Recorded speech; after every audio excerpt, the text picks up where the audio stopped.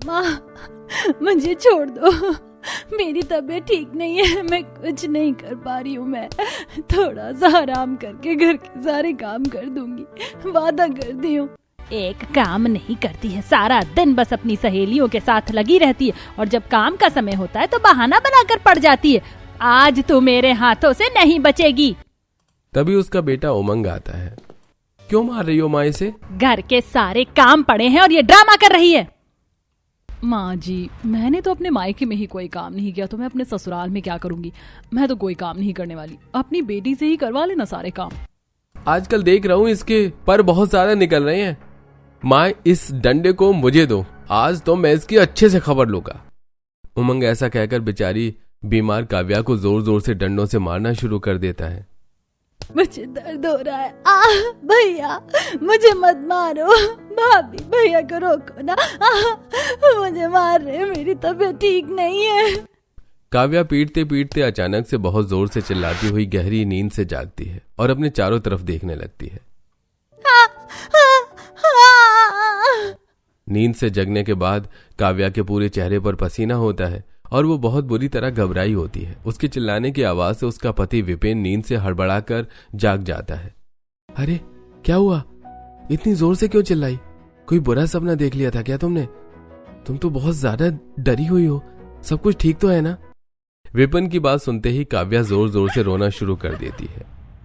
उसी वक्त उसकी सास और नंद कमरे में आती है। विपिन बेटा, क्या बात है? क्या हो गया काव्या को? काव्या के चिल्लाने की आवाज मुझे मेरे कमरे तक आई। काव्या इतनी जोर से चिल्लाई कि मैं इतनी ज्यादा डर गई, समझ ही नहीं आया कि क्या करूं। भैया, भाभी रो क्यों रही हैं? आपने इनको मारा है या कोई और वजह है? क्या बात हो गई भैया? शायद इसने कोई भयानक सपना देख लिया। नींद से जगने के बाद ये बहुत तेज चिल्लाने लगी। मैं भी बहुत बुरी तरह डर गया था। अच्छा बेटा, अगर ये बात है तो आज तू एक काम कर, अपने पिता के पास मेरे कमरे में जाकर सो जा।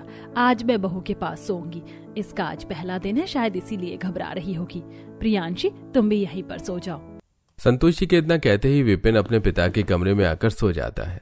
क्या हुआ बहू? ऐसा क्या देख लिया था तुमने सपने में? माँ जी, मुझे कुछ भी बुलाया नहीं जा रहा है, जो मेरे बीते कल में हुआ था। काव्या के ये बोलने पर प्रियांशी तुरंत उसके लिए पानी का गिलास लेकर आती है। भाभी, आप परेशान मत हो, हम आपके साथ हैं। आप पहले पानी पी लो और रिलैक्स करो। काव्या पानी पीती है, जिसके बाद वो लेट जाती है। वहीं रात भर संतोषी एकदम माँ की तरह उसका ख्याल रखती है। अगले दिन जब सुबह होती है तो काव्या नींद से जागती है। उसकी नजर सीधा घड़ी पर पड़ती है। मुझे तो यकीन ही नहीं हो रहा, सुबह के 11 बज रहे और मैं अभी तक सो रही हूँ। हे भगवान, मेरे ससुराल में मेरा ये पहला दिन था, मैंने आज सब कुछ खराब कर दिया। शायद मेरी सास मुझसे अब नाराज हो जाएंगी, कोई मुझसे ठीक से बात भी नहीं करेगा। काव्या ऐसा सोचकर तुरंत अपने कमरे से नहा धोकर तैयार होती है और नीचे आ जाती है, जहां वो देखती है कि उसकी सास और नंद रसोई में काम कर रही होती है। उनके घर का काम भी हो चुका होता है। माँ जी, मुझे माफ कर दीजिए, मुझसे बहुत बड़ी गलती हो गई। मुझे इतनी देर तक नहीं सोना चाहिए था। मैं आइंदा इतनी देर तक नहीं सोऊंगी। लाइए, मैं ये सब बना देती हूँ। संतोषी काव्या को हड़बड़ाते हुए देखकर बहुत प्यार से उससे कहती है। अरे, तुम इतना घबरा क्यों रही हो? कोई बड़ी बात नहीं है। हमारे घर में किसी के सोने पर कोई रोक टोक नहीं है। जिसका जब मन करे वो तब उठ सकता है। रही बात काम की, तो मैंने घर के कामों के लिए नौकर रखा हुआ है और नाश्ता तो मैं खुद अपने हाथों से बनाकर अपने बच्चों को खुद अपने हाथों से ही खिलाती हूँ। तुम्हारा भी नाश्ता बनाकर ला रही हूँ। जाओ, टेबल पर जाकर बैठ जाओ। शायद मेरी सास मुझसे नाराज हो गई है। अब मैं क्या करूँ, मुझे तो कुछ समझ नहीं आ रहा। तभी खाने की टेबल पर विपिन भी आ जाता है। उसको देखते ही काव्या पूछती है, ना जाने क्यों मुझे ऐसा लग रहा है जैसे माँ जी मुझसे नाराज हो गई हैं। आज मुझे समय पर उठना चाहिए था। मेरी पहली रसोई भी थी, लेकिन माँ जी ने तो मुझसे कुछ भी नहीं करवाया। मैं अभी तक यहीं पर बैठी हुई हूँ और वहाँ रसोई में माँ जी अकेले काम कर रही हैं। मुझे कुछ समझ नहीं आ रहा। विपिन जी, आप ही कुछ बताइए। तुम्हें इतना परेशान होने की जरूरत नहीं है। जैसा तुम सोच रही हो वैसा बिल्कुल नहीं है। देखो, माँ तुम्हारे लिए नाश्ता लेकर आ रही है। विपिन इतना बोल ही रहा होता है कि इतने में संतोषी नाश्ते की थाली लेकर टेबल पर आती है और काव्या के बराबर की कुर्सी पर बैठ जाती है। वो अपने हाथों से ही काव्या को नाश्ता करवाती है। आज से तुम आदत डाल लो, रोजाना मैं ही तुम्हें अपने हाथों से नाश्ता करवाने वाली हूँ। संतोषी का प्यार देखते ही काव्या की आंखों में आंसू आ जाते हैं और वो रोते हुए कहती है, माँ जी, मैं तो आपकी बहू हूँ, फिर आप मुझे अपने हाथों से खाना खिला रही हो। ऐसा तो कोई सास नहीं करती होगी अपनी बहू के लिए।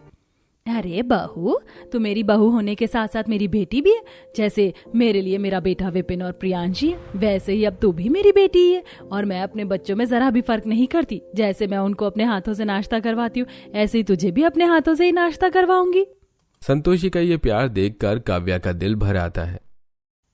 आज तक तो मेरी माँ ने खुद मुझे अपने हाथों से खाना नहीं खिलाया और आप मेरी सास होकर मुझे अपने हाथों से नाश्ता करवा रही हो। सुबह के 4 बज गए। मुझे जल्दी से कुएं से पानी भरकर लाना होगा, उसके बाद सभी के लिए खाना भी बनाना है। काव्या सुबह ही कुएं से पानी भरकर लाती है, जिसके बाद वो घर के सारे काम भी करती है और सभी के लिए नाश्ता पानी बनाती है। इतने के बाद भी उसकी माँ सरोज रसोई में आकर उसके सिर पर खड़ी हो जाती है। अरे देखो तो सही, कैसे धीरे धीरे हाथ चला रही है। अरे थोड़ी सी फुर्ती लेकर आ अपने शरीर में। तेरे पीछे पूरा परिवार नाश्ते के लिए भी भूखा बैठा है। जल्दी जल्दी सभी के लिए नाश्ता बना। माँ, अगर मैं नाश्ता बनाती रहूंगी तो मैं स्कूल कब जाऊंगी? ओहो, स्कूल? तुझे किसने स्कूल जाने के लिए कहा? तू स्कूल जाने के लिए नहीं बनी, तू घर के काम काज के लिए बनी है।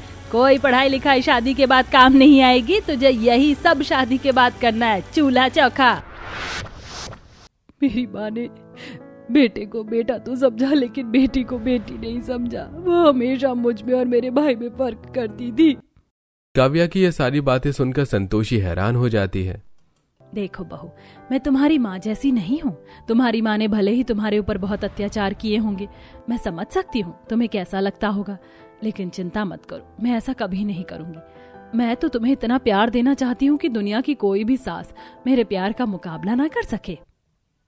ऐसा कहते ही संतोषी उसे गले से लगा लेती है, लेकिन काव्या के अंदर कहीं ना कहीं एक अजीब सा डर था, कहीं उससे कोई गलती न हो जाए और सभी उसे डांटने न लगे।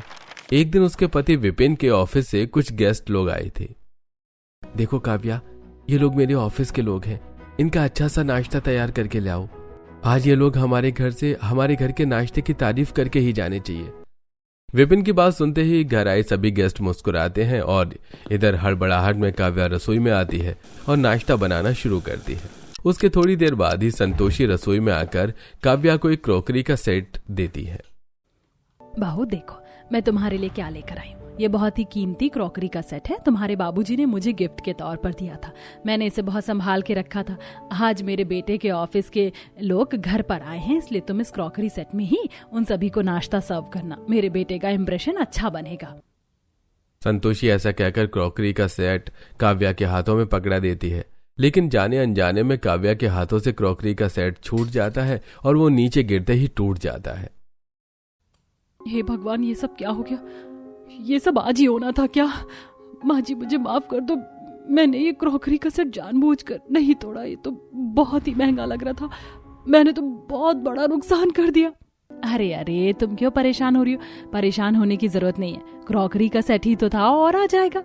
कई बार तो ऐसा होता है जब मुझे क्रॉकरी का सेट बदलना होता है तो मैं जानबूझकर क्रॉकरी तोड़ देती हूँ, है ना अच्छी बात।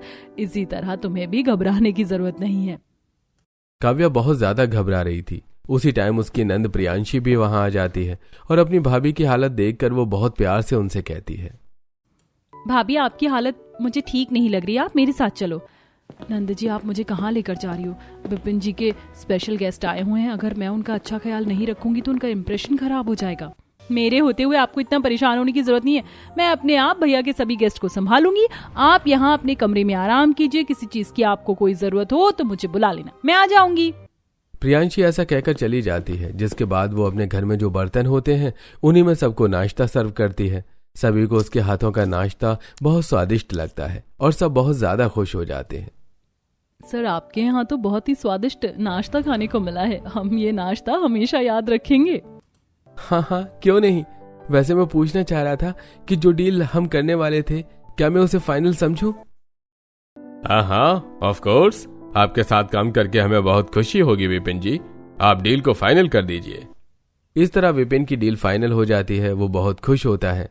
डील के पीछे कितनी मेहनत कर रहे थे और आखिर ये फाइनल डन हो ही गई। थैंक यू सो मच मेरी प्यारी बहन, आज तुमने बहुत संभाला। सभी गेस्ट को तुमने खुद अपने हाथों से खाना सर्व किया और वो सभी बहुत खुश होकर गए हैं। इस छोटी सी खुशी के चलते आज हम बाहर डिनर करने चलेंगे, पूरा परिवार एक साथ। इधर काव्या अपने कमरे में बैठी हुई अपने आप से कहती है, मेरे मायके में मेरे साथ कोई भी अच्छे से व्यवहार नहीं करता था। जब वहाँ कोई मेहमान आता था तो मेरी माँ और मेरा भाई मेरे साथ नौकरों की तरह व्यवहार किया करते थे। काव्या अपने हाथों में कप की ट्रे लेकर मेहमानों के पास जा रही थी। अचानक ही उसका पैर फिसल गया और सभी कप नीचे गिर गए। ये देखकर सरोज को बहुत तेज गुस्सा आया और उसने काव्या के मुंह पर एक जोरदार तमाचा मार दिया। हरामखोर, कोई काम ठीक से नहीं कर सकती, हर काम बिगाड़ देती है। इन कप की भरपाई क्या तेरा बाप आकर करेगा? जा जल्दी से पोछा लेकर आ और इसे साफ कर। रोते हुए नौकरानी की तरह काव्या फर्श पर गिरी चाय मेहमानों के सामने ही साफ कर रही होती है। उसके मायके में कोई इज्जत नहीं थी। मेरे अपने परिवार ने तो मुझे कभी प्यार ही नहीं किया। मैं तो उनके लिए सिर्फ घर में नौकरानी की तरह ही थी। काव्या अपने आप से ये सब कह ही रही थी कि तभी उसकी सास संतोषी उसके पास आती है और उसकी आंखों में आंसू देखकर कहती है, क्या हुआ बहू, तुम फिर से रो रही हो? क्या बात हो गई? माँ जी, बस कुछ नहीं, पुरानी बात याद आ गई। अपने मायके में मेरी माँ मुझे नौकरानी के अलावा कुछ नहीं समझती थी, लेकिन आज ससुराल में मुझे महारानियों की तरह मेरे कमरे में आराम करने के लिए बिठा दिया। यही सब देखकर मेरी आंखों में आंसू आ गए। देखो बहू, मैं जानती हूँ तुमने अपने मायके में बहुत कष्ट उठाए हैं और तुम्हारी माँ पता नहीं माँ थी या फिर कोई डायन थी जिसने तुम्हारे साथ इतना बुरा व्यवहार किया। लेकिन तुम चिंता मत करो, मैं तुम्हारी माँ के जैसा व्यवहार कभी भी तुम्हारे साथ नहीं करूंगी। मेरे लिए तुम बहुत अनमोल हो। संतोषी ऐसे कहकर काव्या को गले से लगाकर प्यार करती है। ऐसे कुछ दिन बाद अचानक से काव्या के मायके वाले उससे मिलने उसके घर आते हैं। अरे बहन जी, कहाँ है मेरी बेटी? कहीं दिखाई नहीं दे रही। क्या आप उससे नौकरों की तरह काम करवाती हो? मुझे अपनी बहन की बहुत याद आ रही थी। मेरी पत्नी यानी काव्या की भाभी उसे रोजाना याद करती है, इसलिए मैं अपने पूरे परिवार को अपनी बहन से मिलवाने के लिए लेकर आया हूँ। उन सभी के इतना कहने पर संतोषी अपनी बहू काव्या को बुलाती है। वो उसे अपने बराबर में बिठाती है, जहाँ प्रियांशी सभी को नाश्ता लाकर देती है। अपने ससुराल में काव्या के इतने ठाट बाट देखकर निधि, उमंग और सरोज हैरान हो जाते हैं। उनसे जरा भी रहा नहीं जाता। वो तीनों मन ही मन सोचने लगते हैं, मैंने तो सोचा था इस अभागन के भाग्य फूट जाएंगे इस घर में शादी करने के बाद। कोई कुछ भी नहीं समझेगा इसे, लेकिन ये तो महारानियों की तरह सोफे पर अपनी सास के बराबर में बैठी है। इसके तो ठाठ ही बदल गई। कपड़े तो देखो कितने महंगे पहने हुए हैं। अच्छा खासा पैसा निकलवाना होगा इसके हाथों। हमारे घर की नौकरानी को तो घर से निकलते ही पर लग गए। अब तो ये बहुत ज्यादा सुंदर हो गई है। लगी नहीं रहा ये वही नौकरानी काव्या है जो हमारे घर में बर्तन, झाड़ू, पोछा, खाना सब करती थी। ऐसा भी क्या जादू चला दिया इसने अपनी सास और नंद के ऊपर? वो तीनों अपने मन में कुछ कुछ सोच रहे थे, तभी संतोषी उससे कहती है, ये रही मेरी प्यारी बहू। बताओ कैसी लग रही है आज मेरी बहू? हमेशा की तरह मेरी लाडो रानी राजकुमारी लग रही, सुंदर सी राजकुमारी। बहुत सुंदर लग रही मेरी काव्या।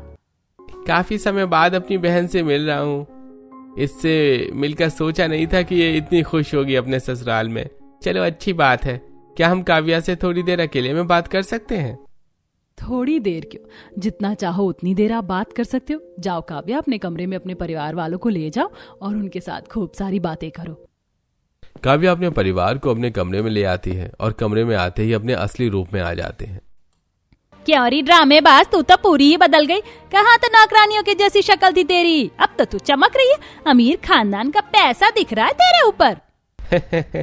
तो क्या माँ ऐसे ही थोड़े ना इतने बड़े अमीर खानदान में इसका रिश्ता तय किया था? इसका रिश्ता करने के पीछे तो बहुत बड़ा राज था। कैसा राज? किस राज की बात कर रहे हो आप? देखो तो सही बेचारी लाडो रानी को कुछ मालूम ही नहीं। अरे इस लालच में तेरी शादी इस घर में की थी हम लोगों ने, ताकि तू हमें इस घर से पैसा ले लेकर देती रहे, और 5 लाख से 1 रुपया नीचे नहीं लेकर जाएंगे आज हम। 5 लाख का नाम सुनते ही काव्या हैरान हो जाती है। उसे कुछ समझ ही नहीं आता। वो अपने परिवार वालों से कहती है, नहीं ऐसा मत कीजिए, मैं इस तरह उन लोगों से पैसे नहीं मांग सकती। उन्होंने पहले मेरी जिंदगी को बहुत संवारा है, मैं उनके साथ ये अन्याय नहीं कर सकती।